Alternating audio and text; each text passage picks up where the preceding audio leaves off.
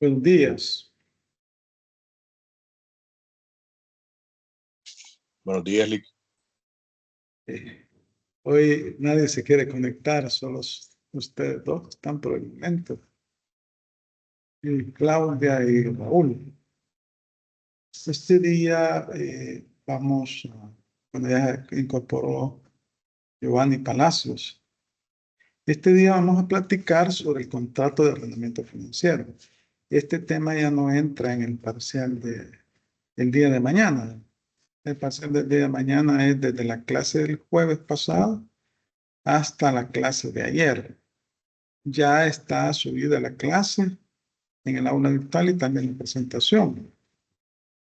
Así que básicamente la temática que va a entrar en el parcial sería contrato de hospedaje, contrato de participación, contrato de seguro y los contratos de garantía, que sería la prenda, la fianza y la hipoteca.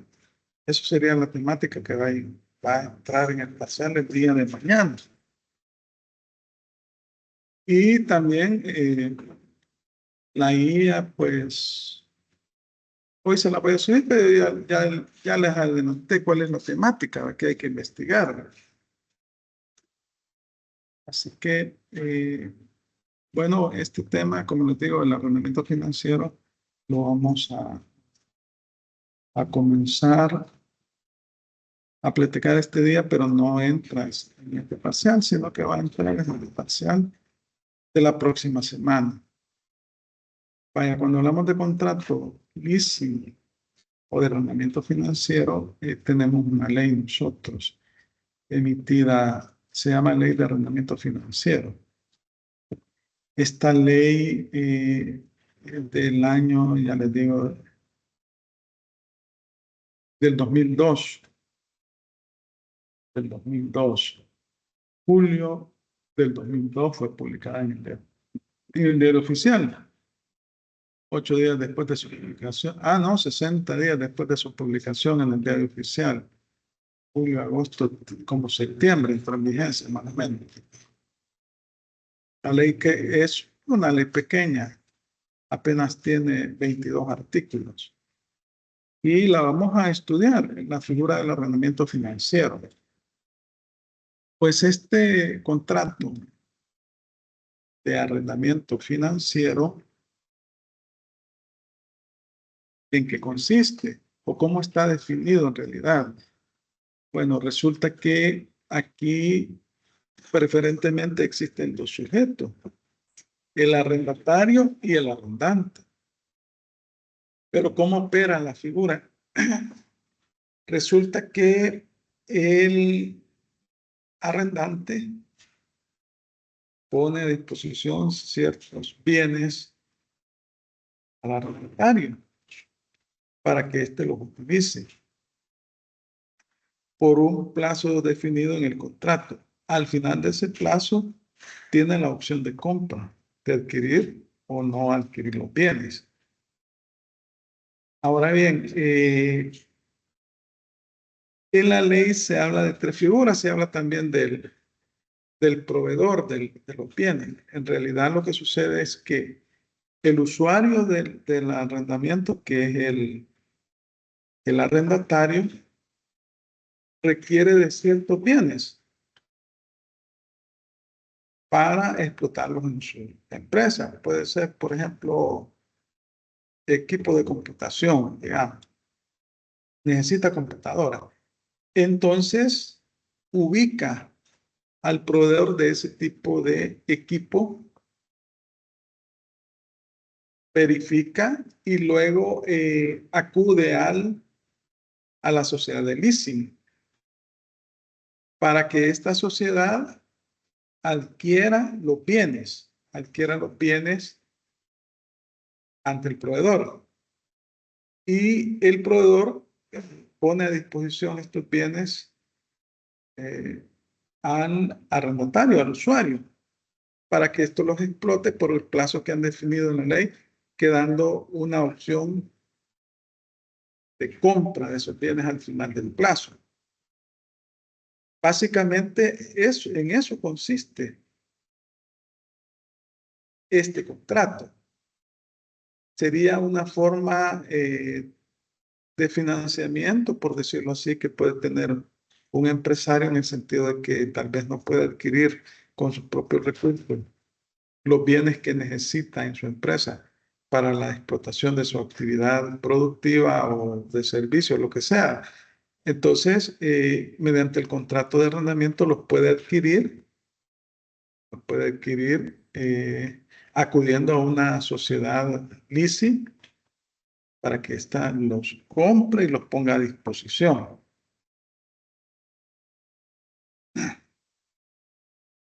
Estamos hablando aquí de un contrato de naturaleza muy especial, ¿verdad?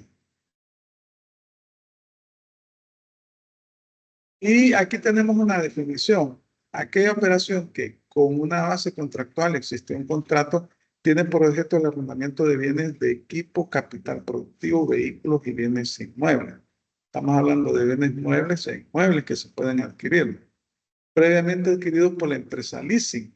O sea, la empresa, el arrendante adquiere los bienes, siguiendo las especificaciones del arrendatario usuario del bien para que éste los utilice para su empresa durante el periodo de tiempo pactado a cambio de una contraprestación económica o cana. Entonces, el usuario del bien ubica al proveedor o le dice, estos bienes quiero con este proveedor. La sociedad leasing los compra y los pone a disposición del arrendatario o usuario y este tiene que pagar un canon, un valor mensual. Por eso es de tracto sucesivo este contrato, porque se va pagando mensualmente y al final del plazo puede tener tres opciones, ¿no? Tiene la opción de compra, que es de la naturaleza misma de ese contrato, o tiene la opción también de renovación del contrato, puede ampliar el contrato. Esa es la otra opción que tiene, o sencillamente finaliza el contrato y no adquiere los bienes. Y puede hacer otro contrato de arrendamiento financiero. En el artículo 2 de la ley, ahí podemos encontrar lo que es la definición de este tipo de contrato. Vamos a ubicar acá el artículo 2. Tenemos la ley y nos define el artículo 2 las características. Nos dice el artículo 2, se entiende por arrendamiento financiero el contrato mediante el cual el arrendador concede el uso y goce de determinados bienes, arrendadores, la sociedad leasing, bienes, determinados bienes muebles e inmuebles por un plazo de cumplimiento forzoso al arrendatario. Ese plazo es irrevocable para el arrendatario, el plazo en que han pactado el arrendamiento, obligándose este último, o sea, el arrendatario, a pagar un canon de arrendamiento y otros costos establecidos por el arrendador. Al final del plazo estipulado, el arrendatario tendrá la opción de comprar el bien a un precio predefinido, devolverlo, lo puede devolver, o prorrogar el contrato, o finalizar el contrato también, ¿verdad? Para efectos de la presente ley, el objeto del arrendamiento financiero se denominará bien o bienes. Puede ser bienes muebles o bienes inmuebles. Es más común el arrendamiento financiero de bienes muebles. En la operación de arrendamiento financiero es el arrendatario quien elige al proveedor y quien selecciona el bien. Es el arrendatario que ubica al proveedor, llega donde el proveedor, ve los bienes y luego acude a una sociedad leasing, que es el arrendatario. Por lo tanto, el arrendador no es responsable por los efectos jurídicos favorables o desfavorables de la elección del bien y del proveedor, salvo en los casos en que el arrendador sea el proveedor. Entonces la relación entre el arrendatario y el arrendante es el mismo contrato de leasing, pero entre el arrendatario, que es el usuario, y el proveedor, la única relación que se da es al momento de comprar los bienes en el sentido que elige el proveedor y los bienes. Pero el arrendante no es responsable de la buena o mala elección que haya hecho el arrendatario.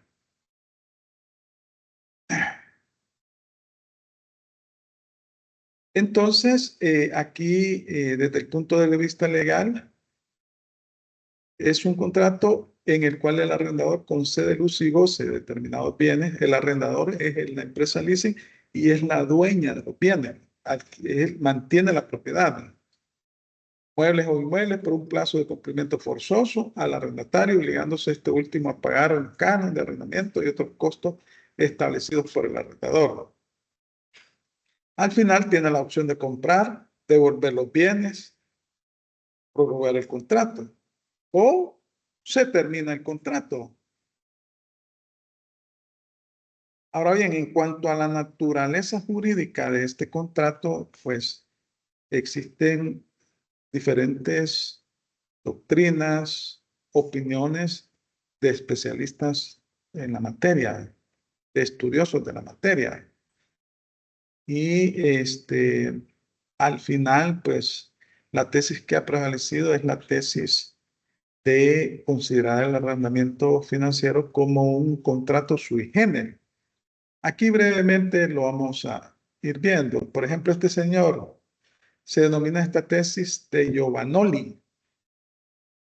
De acuerdo a este señor, en realidad el arrendamiento financiero no es más que un préstamo de dinero que hace la sociedad de leasing al usuario.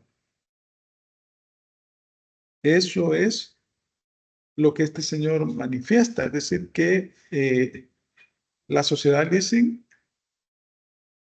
le va a hacer un préstamo al usuario, al arrendatario, eh, para que éste pueda tener a disposición los bienes. Pero lo que sucede es que aquí no explica el señor, ¿verdad? Dice, bueno, quien va a comprar los bienes en realidad es la sociedad leasing y no el arrendatario. Pero resulta que lo considera como un préstamo. Y al final del plazo, pues tiene siempre la opción de compra y tiene que pagar ese préstamo.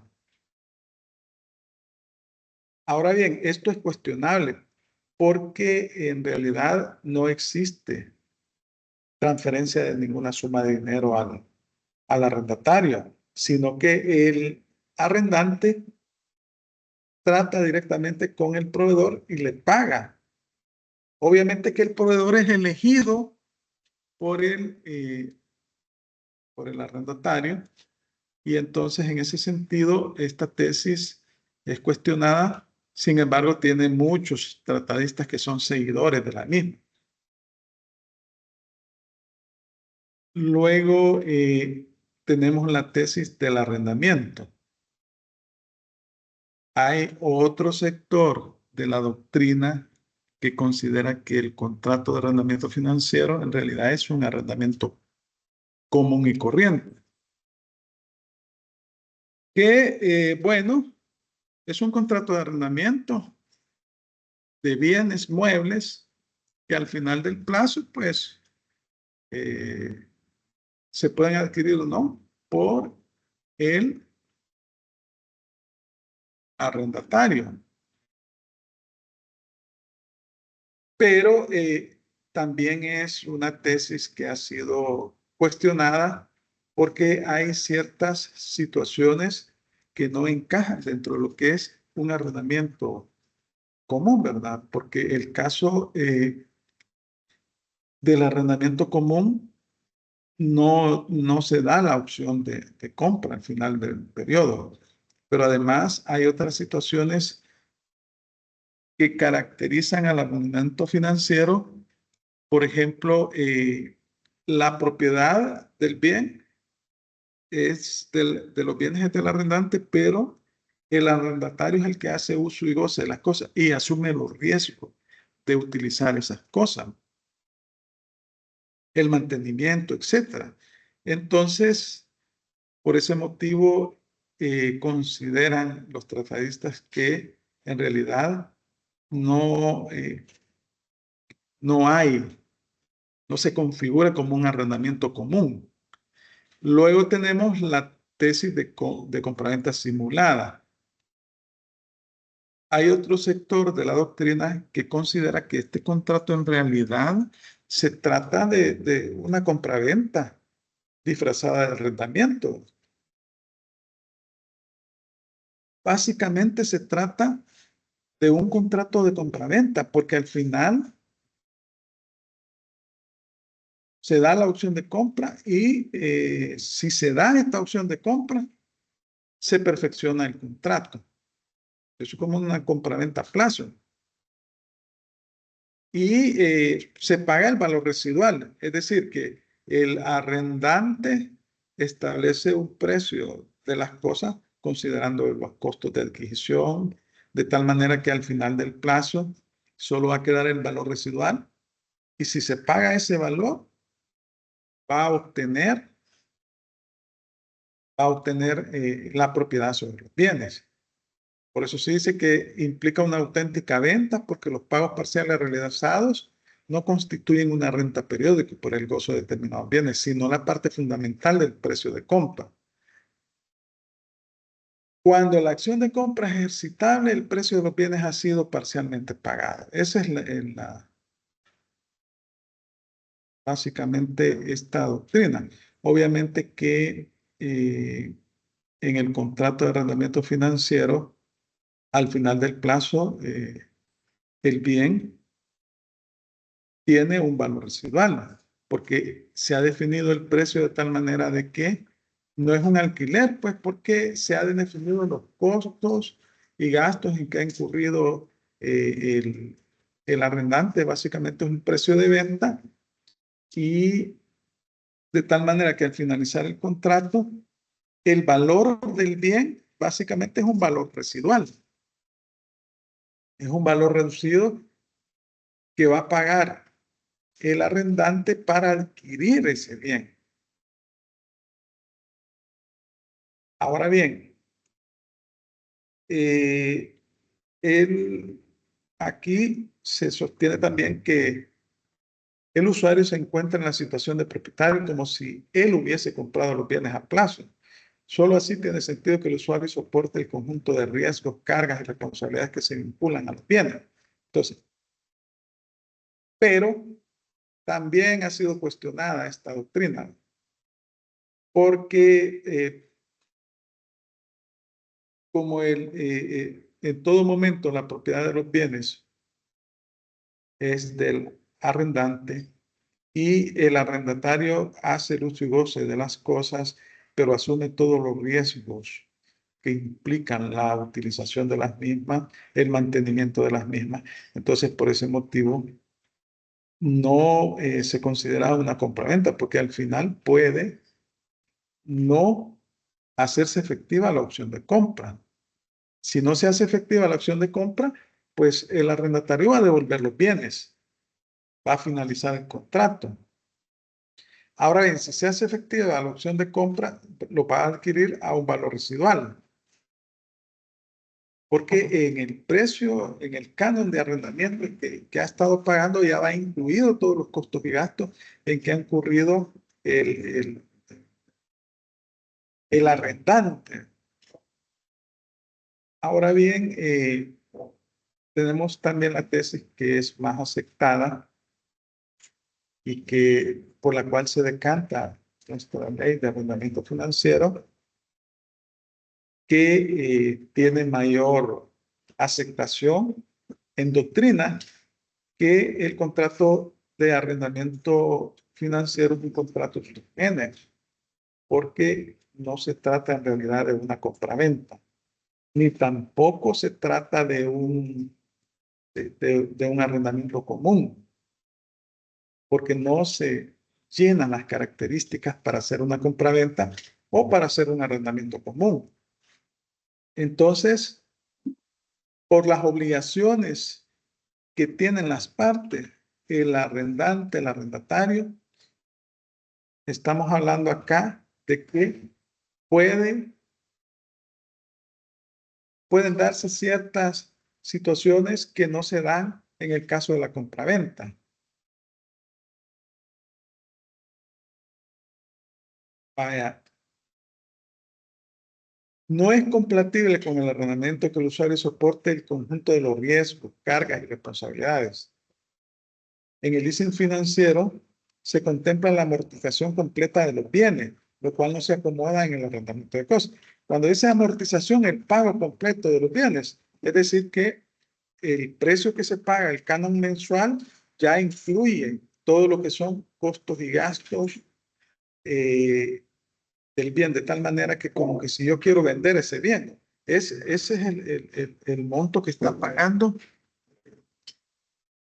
el arrendatario. Y así está definido el precio.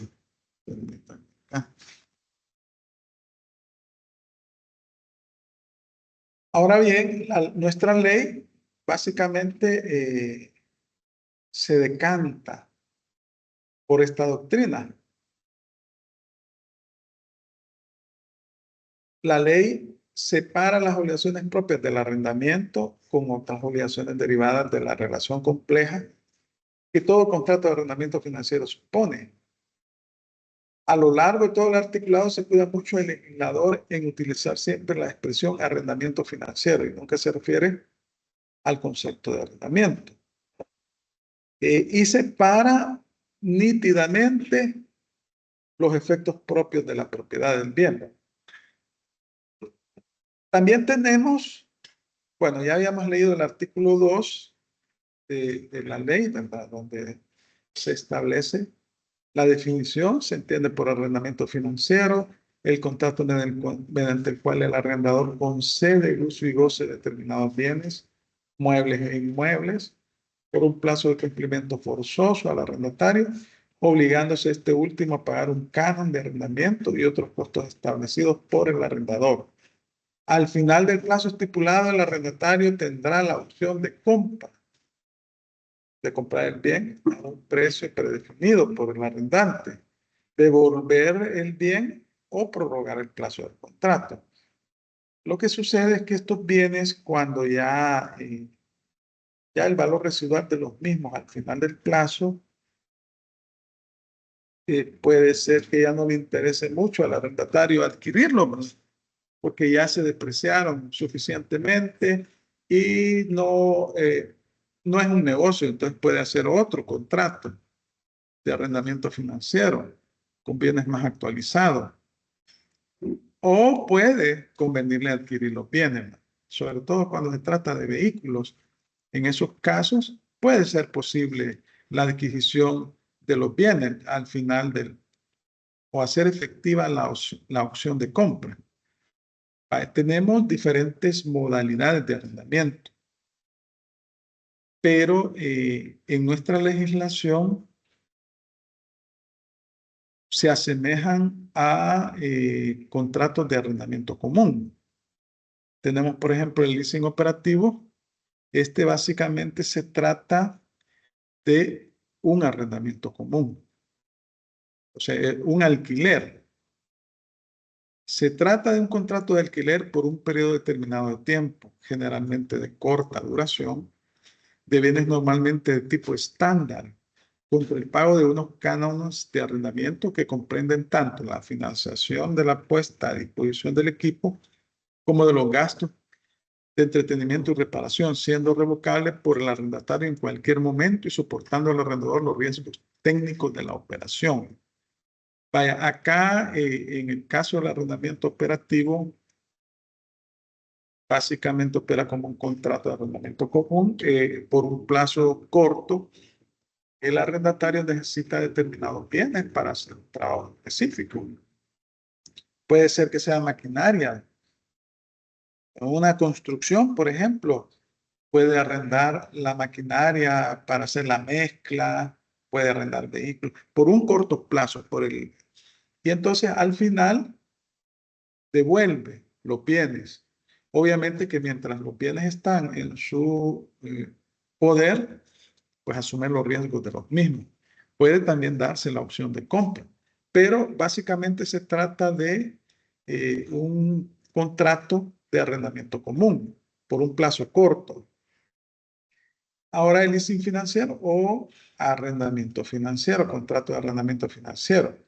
Acá, bueno, como ya lo explicamos, el usuario, es decir, el arrendatario, necesita obtener determinados bienes.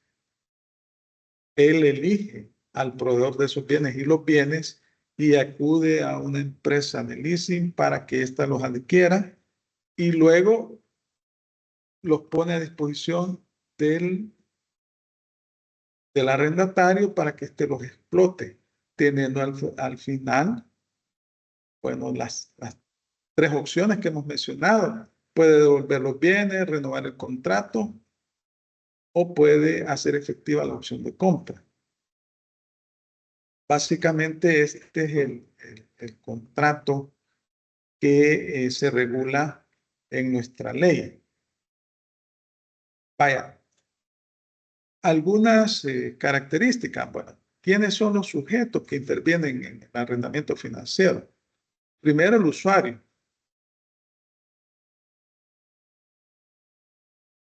El usuario.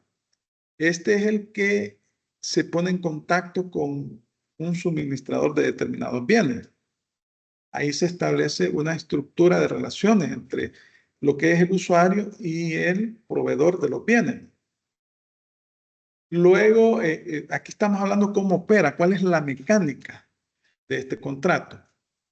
Vaya, primero el usuario se pone en contacto con el proveedor, el suministrante, el que va a entregar los bienes, elige los bienes. Luego, este usuario acude a una sociedad de leasing para que ésta adquiera los bienes y se los ceda por un periodo de plazo determinado para que los pueda explotar. La sociedad leasing examina la propuesta que le ha presentado el arrendatario y establece si procede o no celebrar el contrato de arrendamiento financiero. Y entonces procede a la adquisición de los bienes directamente con el proveedor. Y celebran el contrato la sociedad de leasing y el usuario. Este contrato tiene un plazo de duración que es irrevocable y pues tiene la opción de compra en arrendatario. Y tiene las tres opciones: la devolución de los bienes cedidos a la sociedad de leasing, la renovación del contrato, la adquisición de la propiedad de los bienes. La mecánica es bien sencilla de entender. O sea, es básicamente, este contrato es una forma de financiación para las empresas, ¿verdad? De adquirir bienes que tal vez no se tiene la capacidad económica en un momento determinado de comprarlos y le puede salir más barato, mejor hacer un contrato de arrendamiento financiero que comprarlos de manera inmediata, con la opción al final del plazo de poderlos adquirir. Pudieran ser equipo informático, vehículos, pueden ser fotocopiadoras, etcétera. Por eso se dice que es una técnica de financiación para las pequeñas y medianas empresas.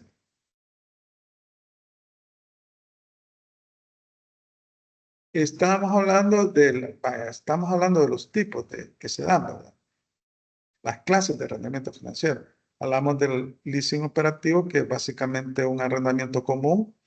Quiere el arrendatario adquiere los bienes por un plazo corto y los devuelve. El arrendamiento financiero, que es el típico contrato de arrendamiento financiero regulado en la ley, tenemos el renting. Estos son arrendamientos a corto plazo efectuados por un arrendatario especializado en determinados tipos de maquinaria de la más variada índole. Es una figura pensada para empresas necesitadas de forma circunstancial de bienes que habrían de usar únicamente para un determinado trabajo, sin que exista interés en el mantenimiento del material una vez terminada dicha actividad. Carece de opción de compra. Es parecido al contrato de arrendamiento operativo. Aquí básicamente en el caso del contrato de arrendamiento operativo se trata de un arrendamiento común de maquinaria, de equipo para determinadas actividades por un plazo determinado. Acá en el caso del renting es igual, solo que aquí es un plazo más reducido para un trabajo bien específico. Al final, el arrendatario devuelve el bien, no tiene interés en el bien, solamente necesita, por ejemplo, una maquinaria para levantar un muro, por ejemplo, o para botar un muro. Entonces, contrata, hace el contrato de arrendamiento, ¿por qué? Por una semana, 2 semanas, un mes. Luego tenemos el SINBAC.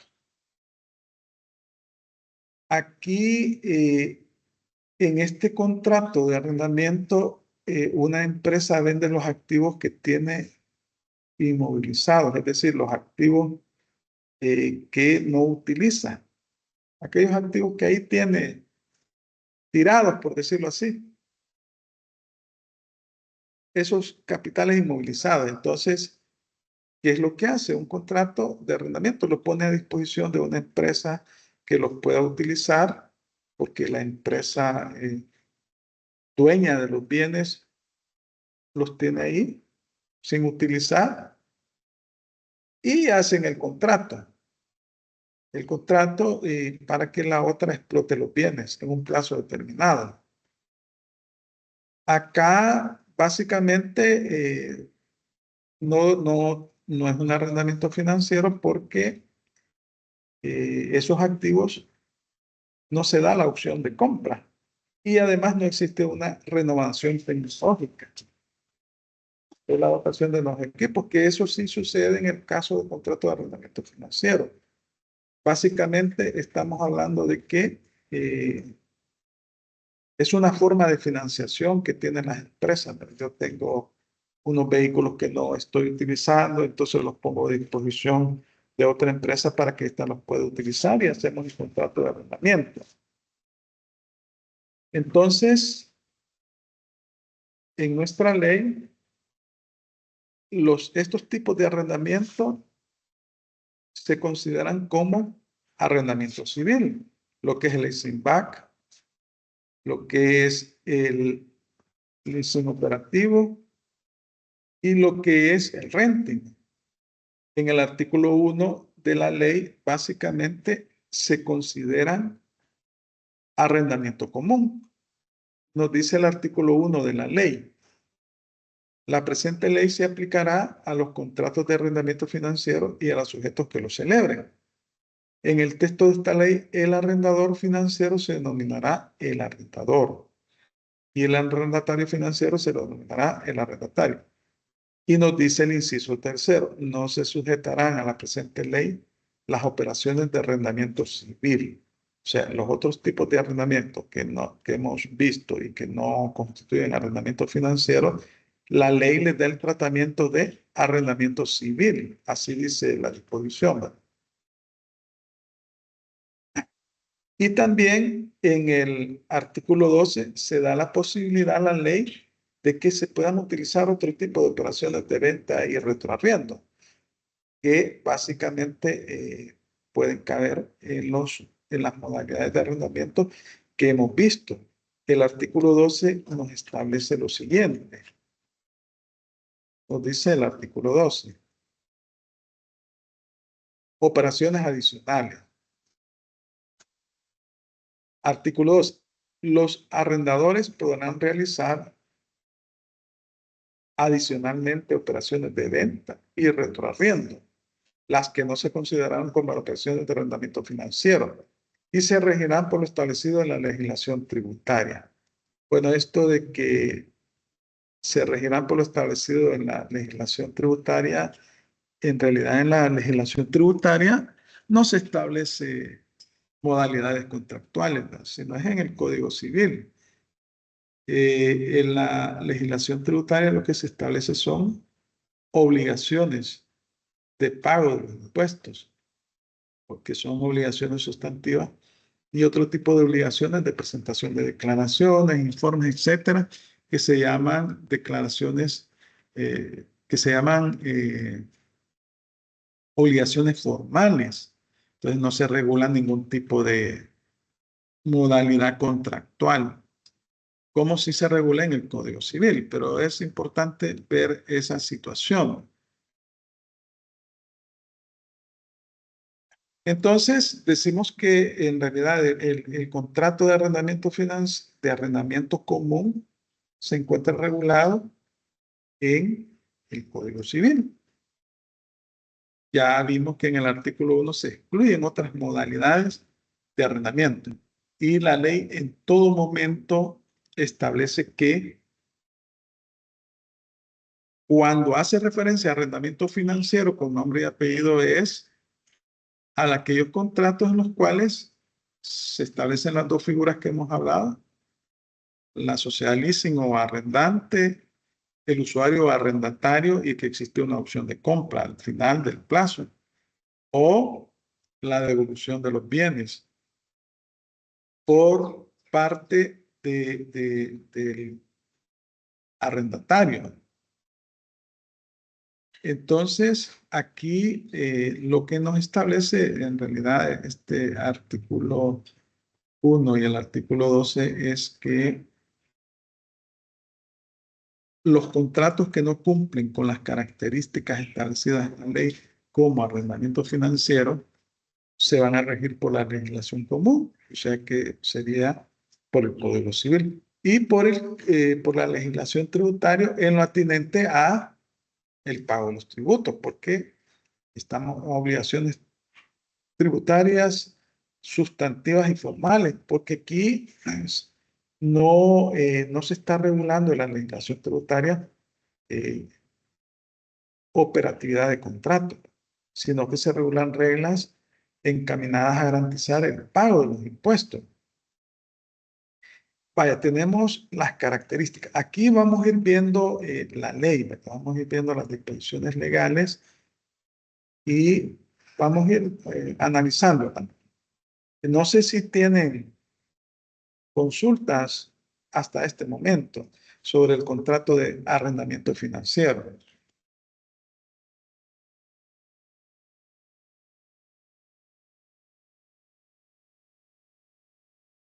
Voy a conectar de nuevo esta compu porque se me está descargando.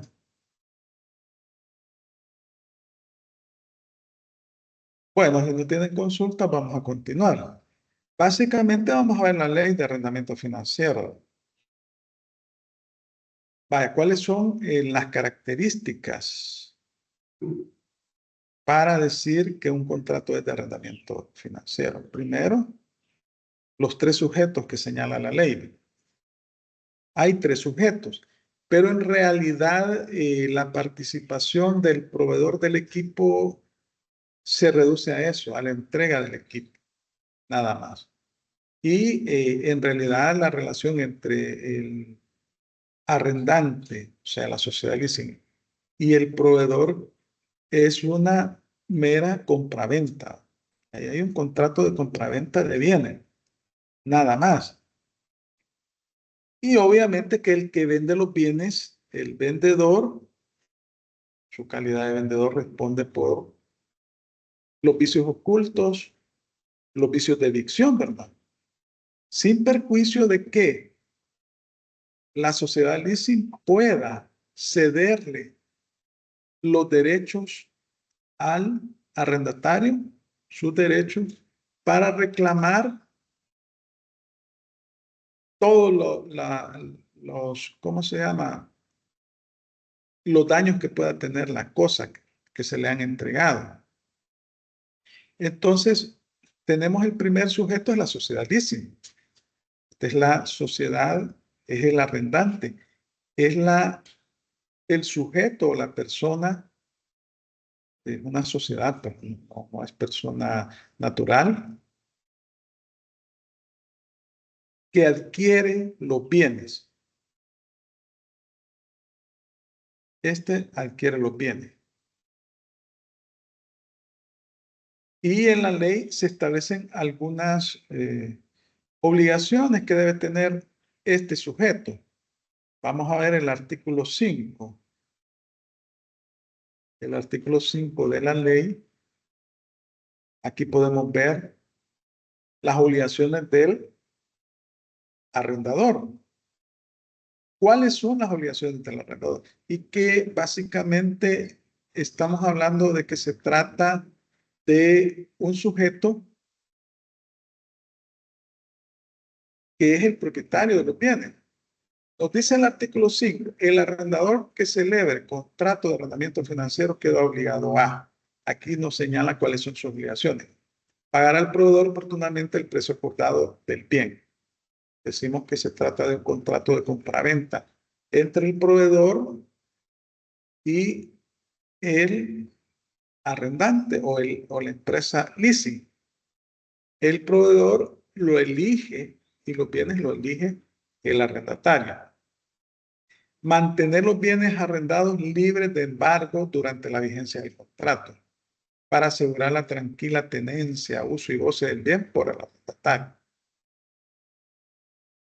Debe garantizar la pacífica posesión de los bienes al arrendatario, o sea, al usuario. El saneamiento por evicción. Fíjense que se da una doble, bueno, se da una doble obligación. Pues, saneamiento de evicción lo tiene también el proveedor, ¿verdad?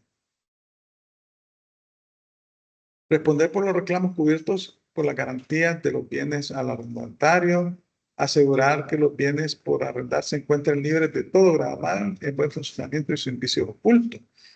Aquí lo que se está garantizando doblemente el derecho que tiene el arrendatario de mantener los bienes de manera, por una parte pacífica y por otra parte en buenas condiciones, sin vicios ocultos. Dice las demás obligaciones estipuladas libremente entre las partes y las señaladas en la presente ley. El arrendador, previo acuerdo de las partes, podrá ceder al arrendatario todos los derechos y acciones que en este sentido tenga contra el proveedor. Todos los reclamos, pues, que le corresponden al comprador en un contrato de compraventa, se los puede ceder al arrendante, al arrendatario, para que que es el que utiliza los bienes al momento de su utilización, cualquier vicio oculto que tenga el bien, lo puede hacer directamente y la empresa leasing se desvincula. En los casos que el arrendador sea también proveedor, le serán aplicadas además las obligaciones estipuladas en el artículo 4 de la ley. Entonces, aquí, como decíamos, en el caso de la obligación de los vicios ocultos, vicio de evicción, ya habíamos dicho que es una doble garantía a favor del arrendatario, porque la tiene tanto el proveedor en su calidad de vendedor ante la empresa leasing, como la empresa leasing en su calidad de arrendante ante el arrendatario, garantizándose en realidad el derecho del arrendatario de usar los bienes sin ningún tipo de problema. Esta es la empresa leasing. El otro sujeto que participa en la relación es el arrendatario del bien, ¿verdad? El usuario, tomador. Esta puede ser persona natural o puede ser persona jurídica. Realiza una actividad profesional o empresarial específica y adquiere los bienes. Es decir, no tiene en el momento los recursos necesarios para adquirirlos por su propia cuenta y por tal motivo acude a una empresa leasing. Ahora bien, se tiene algunos beneficios fiscales. En el artículo 14 se establece que puede deducirse el impuesto sobre la renta. Y en el artículo 6 están las obligaciones que tiene este sujeto. Vamos a ver, por ejemplo, veamos, en el caso del artículo 6, nos dice que son las obligaciones del arrendatario. El arrendatario se obliga durante la vigencia del contrato de arrendamiento financiero a pagar las rentas o cánones en el plazo estipulado del contrato. Estamos ahí, ¿verdad? Debe pagar el precio mensual, ¿cómo es? Contrato de tracto sucesivo. La prestación se da en el tiempo, el pago del canon se da en el tiempo, en un plazo determinado. Asumir los riesgos y beneficios asociados con la naturaleza puramente física y económica del bien. Es decir, es el que hace uso y goce de la cosa y entonces él asume todos los riesgos que implica tener esas cosas. Si tiene vehículos, pues tiene que darles mantenimiento, él paga el mantenimiento, computadoras, etc. Y los beneficios asociados a la naturaleza física y económica de los bienes. Responder civil y penalmente por el uso del bien arrendado. Acá también vamos a ver que se dan ciertas obligaciones respecto del arrendatario, es decir, no pueden embargar los bienes. Los bienes no los pueden embargar porque no son ni de su propiedad, ¿verdad? Respetar el derecho de propiedad de los bienes y hacerlo valer frente a terceros. Por lo tanto, en los eventos de quiebra, concurso de acreedores o reestructuración forzosa de obligaciones en que pueda caer el arrendatario, los bienes en arrendamiento financiero que explote el arrendatario no formarán parte de su masa de bienes y estarán excluidos de la misma para los efectos de esta ley. Si se va a la quiebra o tiene algún crédito, los bienes que tienen calidad de arrendamiento financiero se encuentran excluidos de su masa patrimonial porque no le pertenecen a la empresa leasing. Las demás obligaciones estipuladas libremente entre las partes y las señaladas en la presente ley. ¿Cuáles son las obligaciones fiscales que tiene este sujeto? Bueno, se puede deducir como costo y gasto las depreciaciones, ¿verdad? Las depreciaciones de los bienes si son depreciables, los vehículos, las computadoras, de acuerdo a la naturaleza de los bienes. Dice el artículo 14, como que si fueran propios, porque las deducciones establecidas en las leyes tributarias son para bienes propios. Para los arrendatarios, a efectos del impuesto sobre la renta, será deducible de la renta obtenida el valor de los cánones, cuotas o rentas causadas a su cargo en virtud de contratos de arrendamiento vigentes, sobre bienes destinados directamente a la producción de ingresos gravados con el referido impuesto. Si los ingresos que se obtienen con la utilización de los bienes arrendados son en parte gravados y en parte exentos, solo será deducible la porción que corresponda a los ingresos gravados.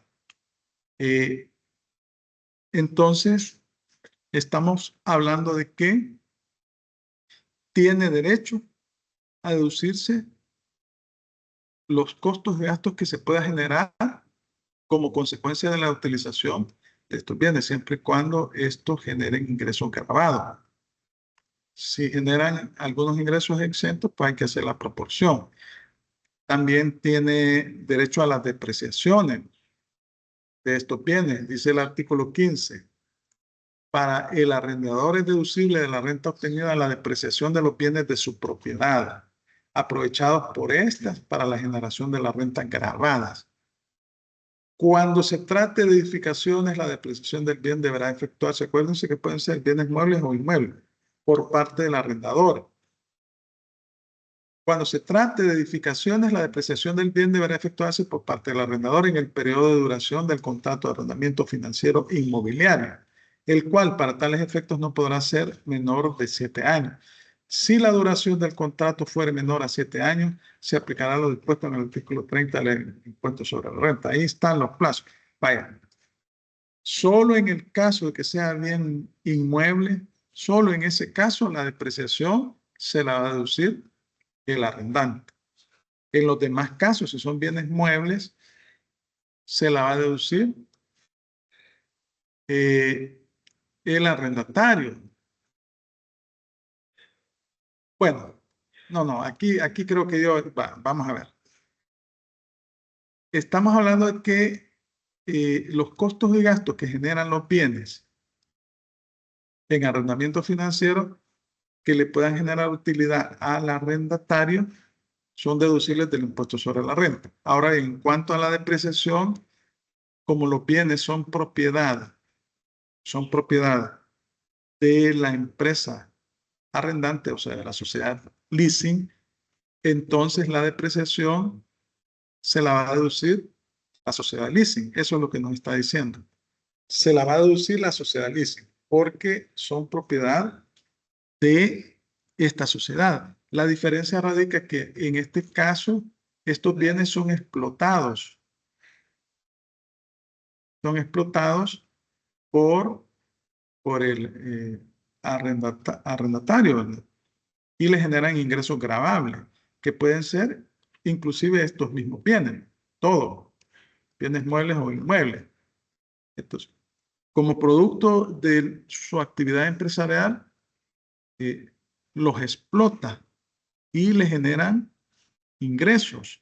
Puede generar ingresos, rentas gravables o exentan. Y entonces los costos y gastos relacionados son deducibles. Pero en cuanto a la depreciación como la propiedad de estos bienes son del arrendante o de la sociedad leasing, entonces es deducible para la empresa arrendante.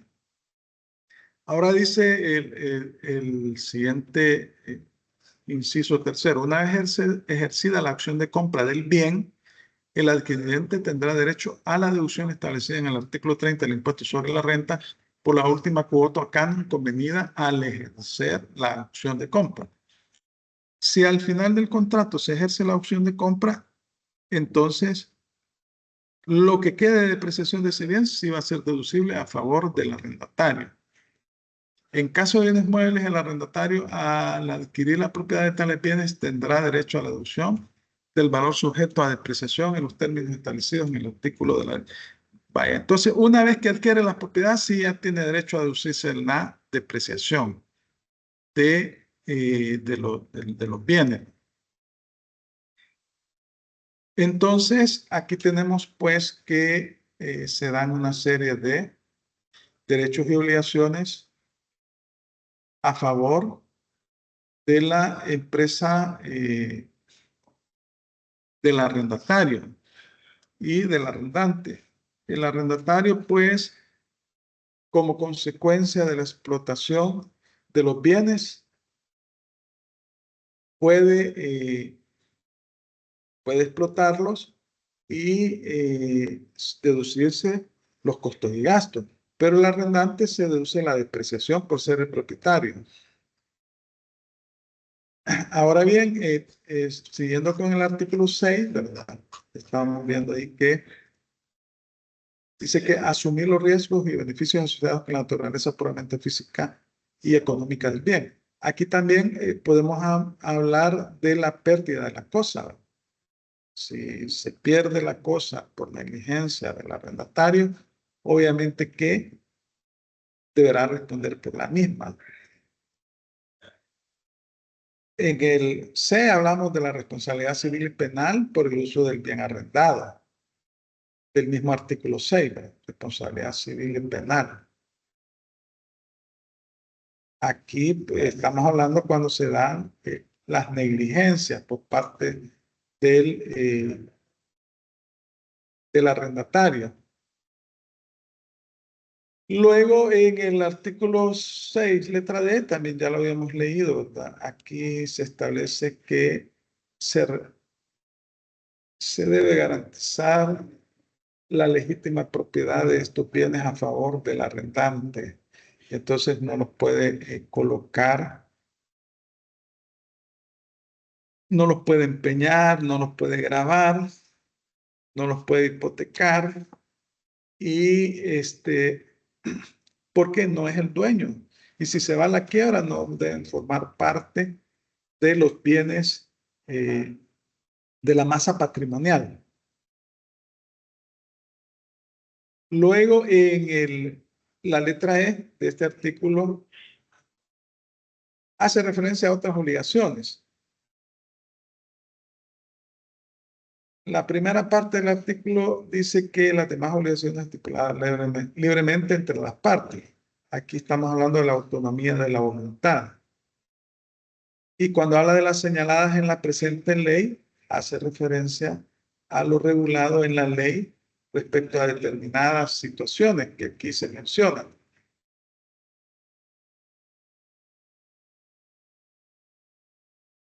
El arrendatario tiene una serie de obligaciones que están establecidas en la ley. El artículo 7 habla de los pagos de inscripción del contrato en el registro de comercio. Eso nos dice el artículo 7.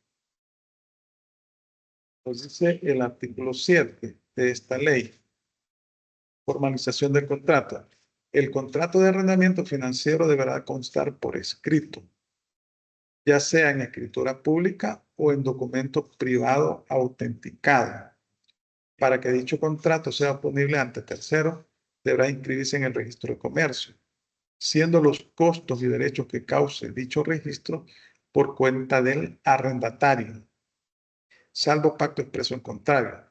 La tasa o derecho de inscripción será de 23 centavos de dólar por millar hasta un límite máximo de $2.300.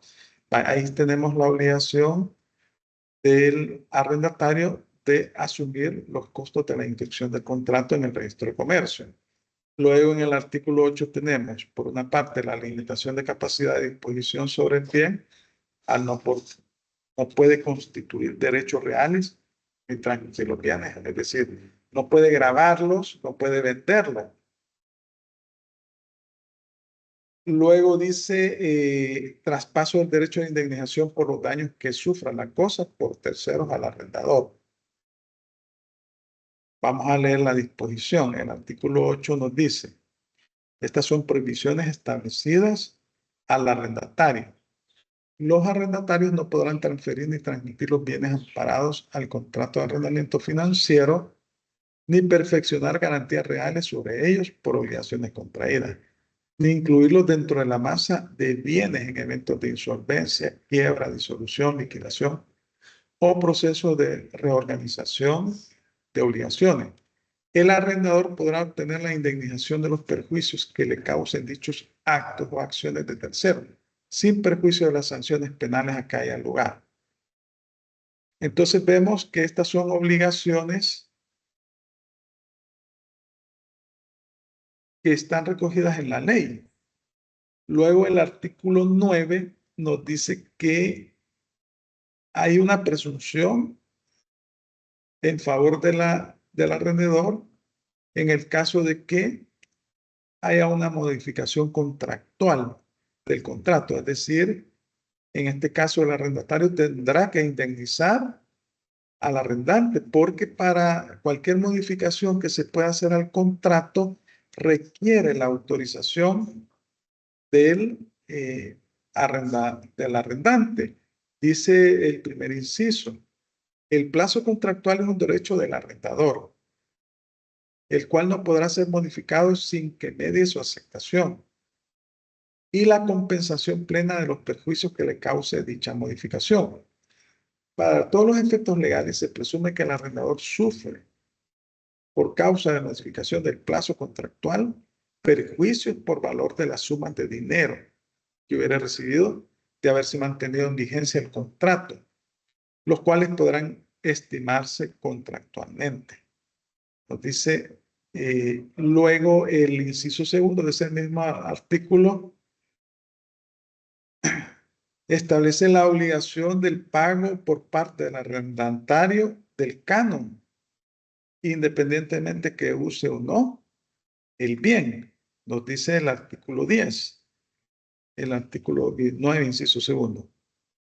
La obligación del arrendatario a pagar la renta o cánones derivados de todo contrato de arrendamiento financiero es incondicional y por lo tanto se hace exigible en todo evento, sea que el arrendatario esté o no explotando el bien, en razón de que los riesgos de la explotación del bien corren íntegra y exclusivamente por cuenta de este, o sea, por cuenta del arrendatario.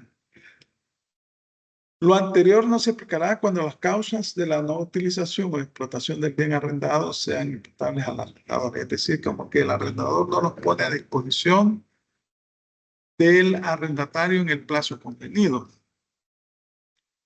Luego, la obligación del pago de los impuestos y tributos de todo tipo que graven el bien arrendado.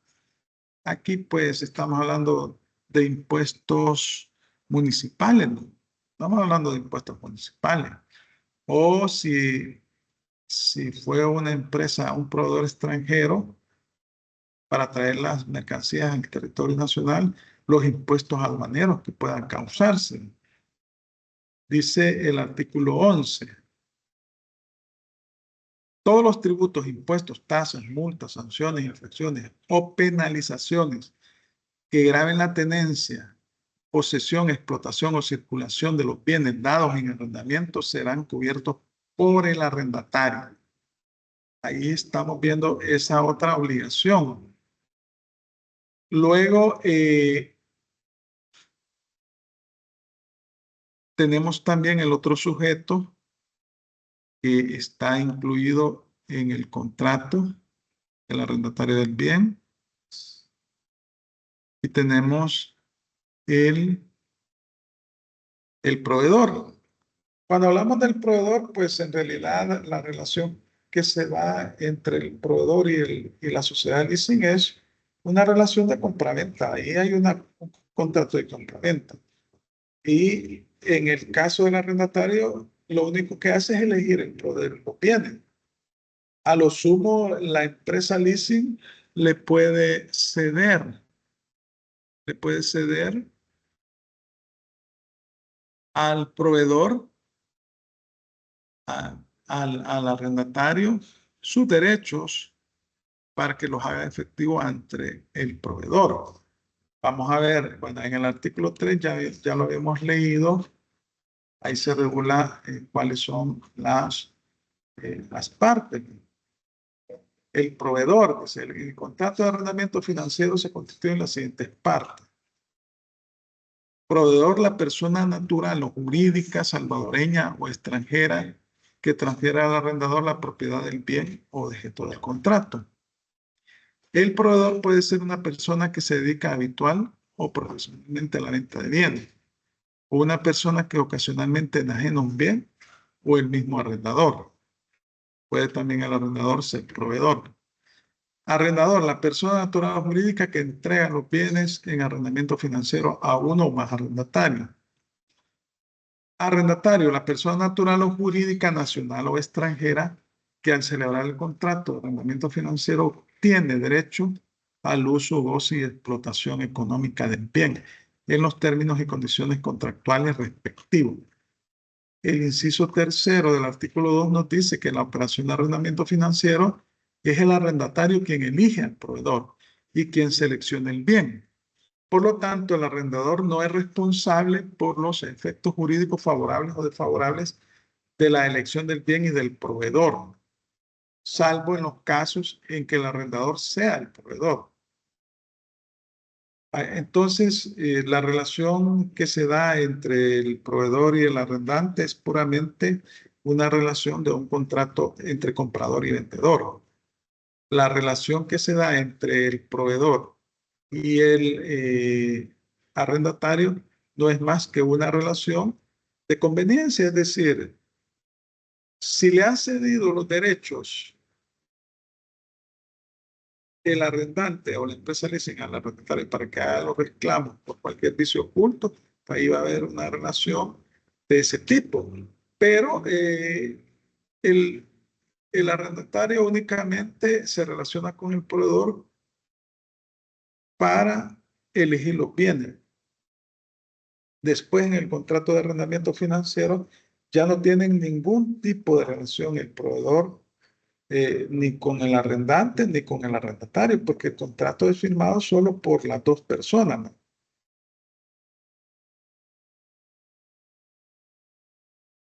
Ahora bien, también el proveedor tiene algunos derechos, por ejemplo, el derecho de cobrar el precio acordado por el bien, que está establecido en el artículo 5, donde están las obligaciones del arrendador. Dice que es una obligación del arrendador pagar al proveedor oportunamente el precio. Y esto constituye un derecho para el proveedor. El pago del precio constituye un derecho para el proveedor. Luego están las obligaciones establecidas en el artículo 4 para el proveedor, que ya lo leímos, ¿no? La entrega de la cosa, como un vendedor, ¿verdad? Entregar la cosa, responde por la emisión y por los vicios reviditorios, ¿no?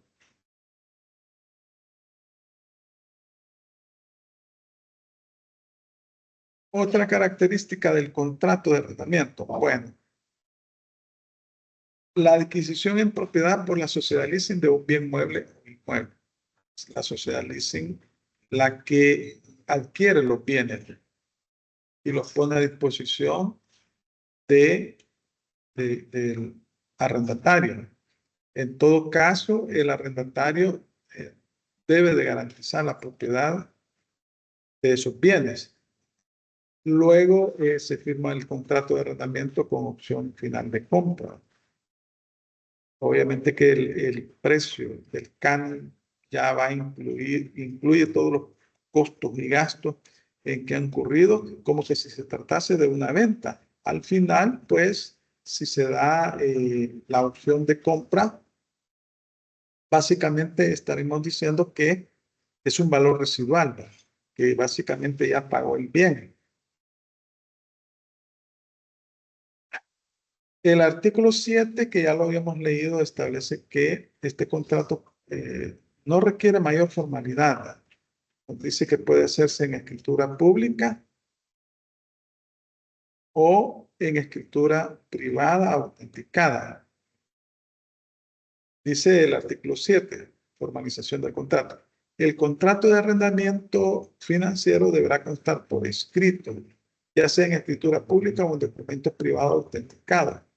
Para que dicho contrato sea oponible ante terceros, deberá inscribirse en el registro de comercio, siendo los costos y derechos que cause dicho registro por cuenta del arrendatario, salvo pacto expreso en contrario.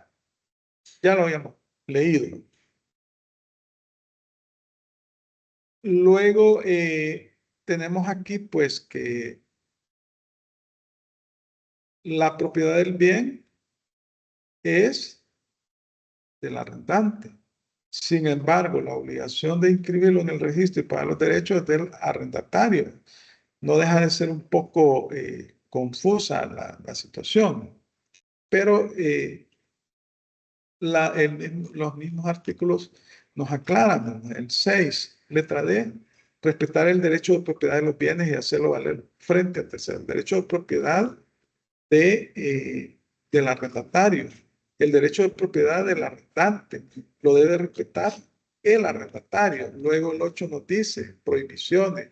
Los arrendatarios no podrán transferir ni transmitir los bienes amparados al contrato de arrendamiento financiero, ni perfeccionar garantías reales sobre ellos, sobre obligaciones contraídas. Y el arrendador podrá obtener la indemnización de los perjuicios que le causen dichos actos o acciones de terceros sin perjuicio de las sanciones penales a que haya lugar.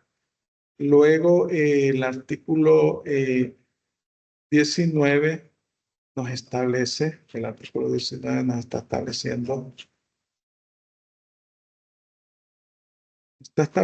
lo siguiente, vamos a buscar inembargabilidad, artículo 19.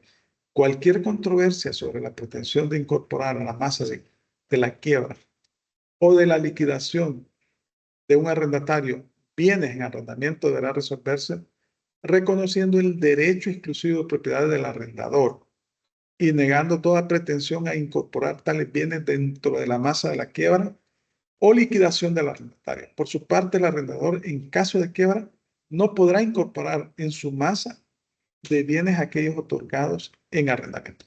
Vaya, por una parte existe la obligación de respetar el derecho de propiedad de los bienes por parte del arrendatario, es decir, que no los puede gravar, no los puede vender porque la propiedad es del arrendante, la empresa leasing, pero por otra parte también prohíbe la ley que la empresa leasing, en caso de que pueda caer en quiebra, tampoco puede incorporar en su masa de patrimonio los bienes que se encuentran en arrendamiento financiero.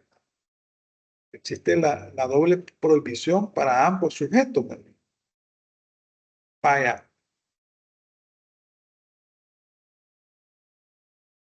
Luego, el periodo pactado de duración del contrato es irrevocable.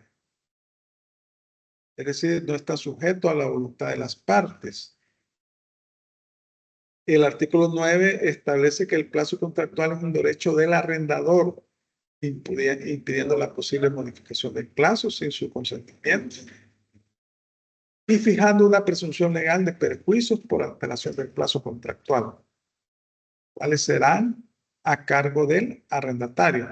Es decir, que puede suceder que el contrato también se pueda rescindir, solicitar la rescisión por parte del arrendante por el incumplimiento del pago de los cánones por parte del arrendatario, y en esos casos va a tener derecho al pago de los daños y perjuicios que le haya ocasionado ese incumplimiento. Bueno, las opciones que tiene al final del plazo del contrato el arrendatario es devolver los bienes arrendados a la sociedad leasing, celebrar un nuevo contrato de arrendamiento o adquirir el bien por el valor residual que haya sido establecido. Eso serían digamos, las posibilidades que tiene. Y la otra es finalizar el contrato o hacer un nuevo contrato de arrendamiento financiero. No sé si tienen consultas hasta este momento. Yo he sido un loro hablar, hablar y hablar, pero no sé si tienen consulta sobre la utilidad práctica de este contrato. En realidad, este contrato es muy utilizado actualmente y hay empresas que se dedican, sociedades leasing, que su actividad principal es precisamente prestar el servicio de arrendamiento financiero. Y hay pequeños y medianos empresarios que, por no tener la capacidad económica para adquirir determinados bienes, puede en un momento determinado acudir a una empresa leasing. Y este obviamente elige al proveedor y elige los bienes. No sé si tienen comentarios, consultas sobre esta figura del arrendamiento financiero. Bueno, si no, continuamos. Bueno, se da una serie de relaciones jurídicas entre los distintos sujetos que intervienen en el arrendamiento de bienes muebles. Sobre todo, el arrendamiento de bienes muebles lo vamos a ver en la próxima clase, pero son las mismas reglas. Pues como decimos, pues acá lo que sucede, perdón, es que un comerciante necesita obtener bienes muebles. ¿Y quiénes son los sujetos que intervienen? Bueno, el fabricante o el proveedor, la sociedad leasing y el arrendatario. Estos son los sujetos. ¿Cuál es la relación entre la sociedad de leasing y el proveedor? Es sencillamente un contrato de compraventa que se da entre un comprador y un vendedor, sin perjuicio de que puede ceder los derechos que le corresponden como comprador a el usufructuario, porque este es el que va básicamente a utilizar los bienes, ¿verdad? Esa es la relación que se da, ¿verdad?, entre estos sujetos, ¿verdad? Y claramente cuando estamos hablando de un contrato de compraventa, hablamos que existen obligaciones del comprador y del vendedor, ¿verdad? La relación de la sociedad de leasing y el usuario, pues es una relación más cercana entre las partes, pues hay derechos y obligaciones, sobre todo del arrendatario.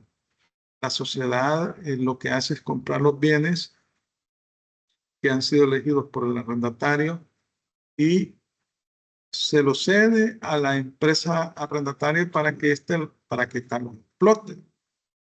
Él le puede ceder los derechos propios para exigir el cumplimiento de las obligaciones contenidas en el contrato de compraventa a la empresa, al proveedor. Y ya habíamos dicho que el arrendatario corre con todas las obligaciones atinentes a la explotación del bien, el mantenimiento de los bienes, el pago de los impuestos, inclusive el pago del seguro. Fíjense que en el caso del pago del seguro, nos dice el artículo, pero parece que es el 10, lo vamos a ubicar acá.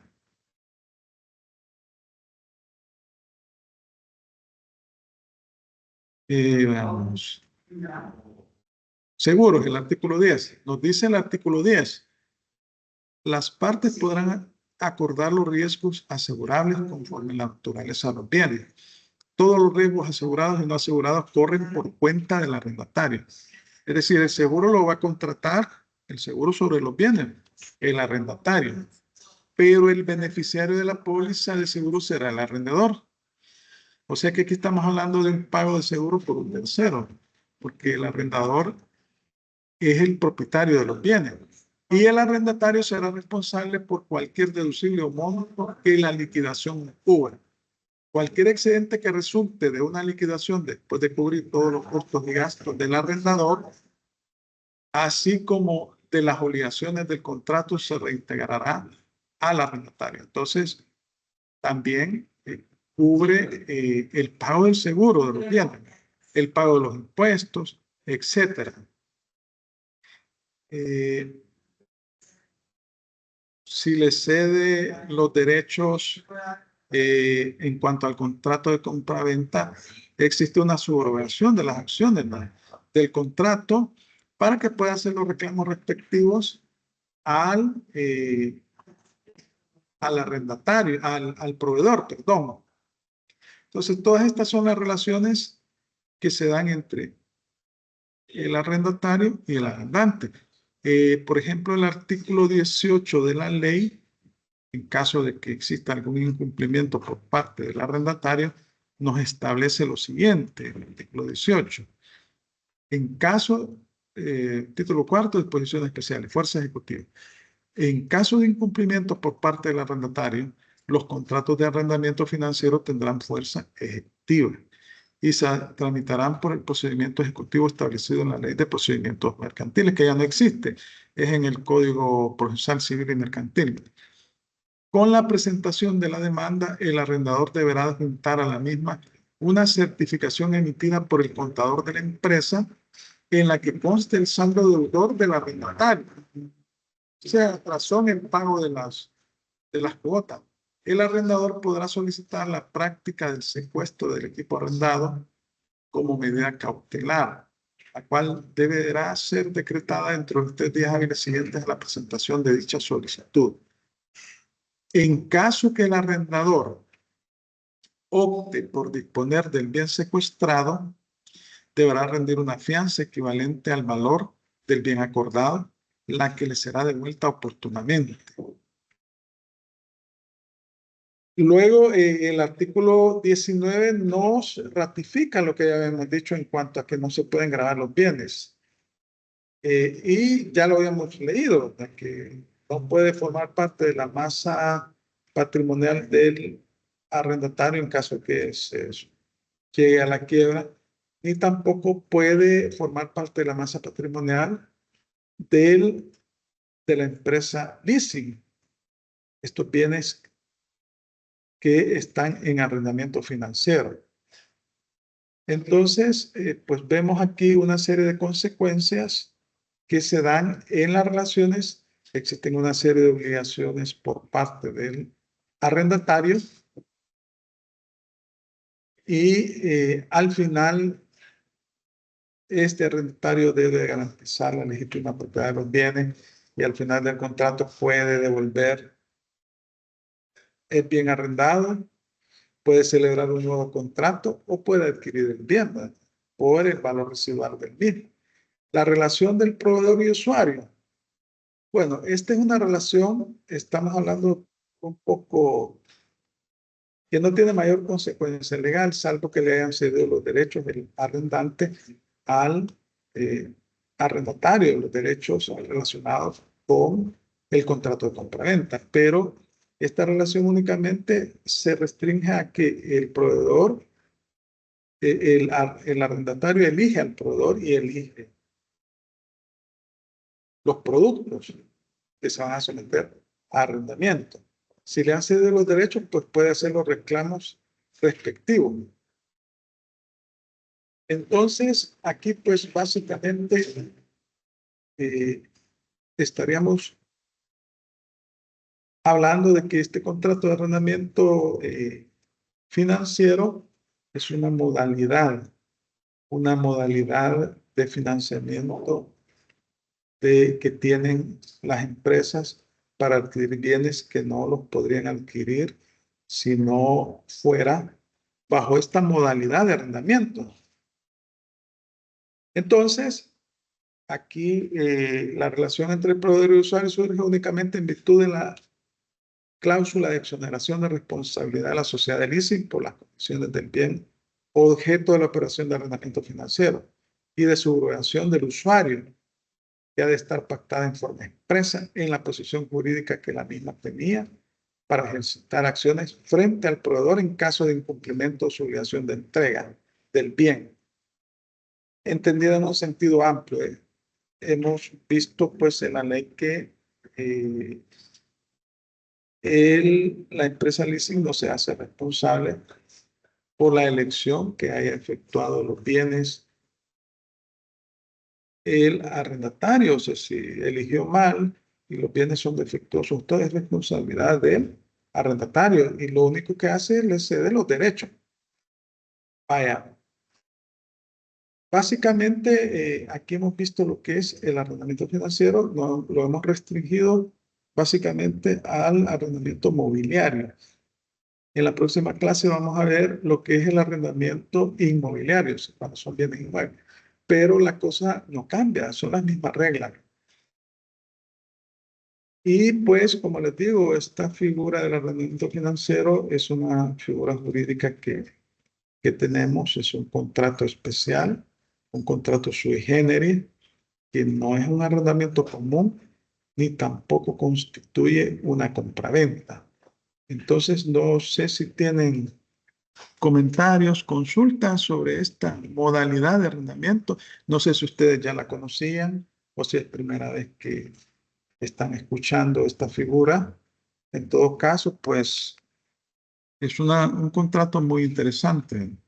Ya la ley pues tiene algún tiempo de estar vigente y lo que sí les puedo decir que es bastante utilizada. Actualmente esta figura del arrendamiento financiero es un contrato bastante utilizado por las empresas. ¿Tienen consultas?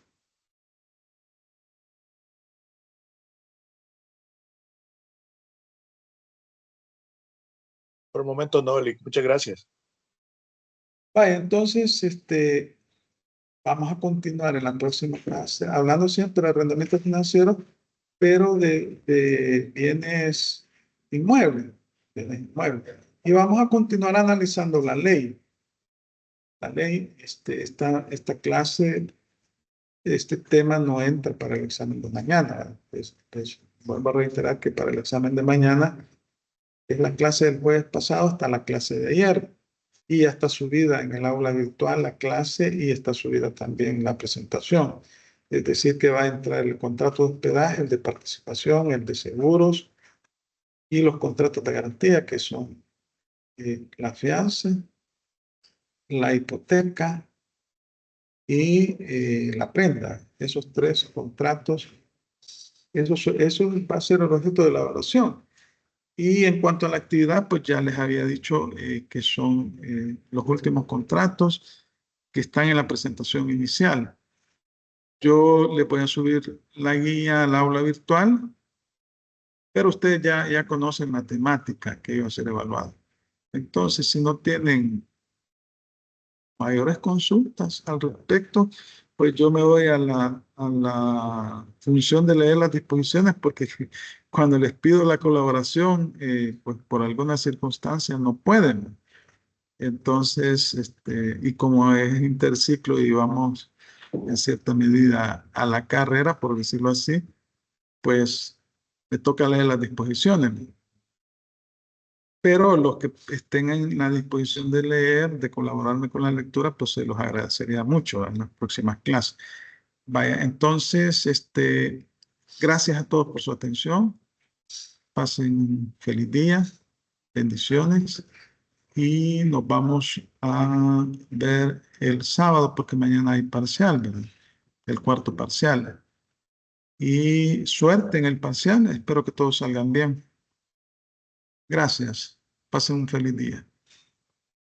Muchas gracias, Lick. Feliz día.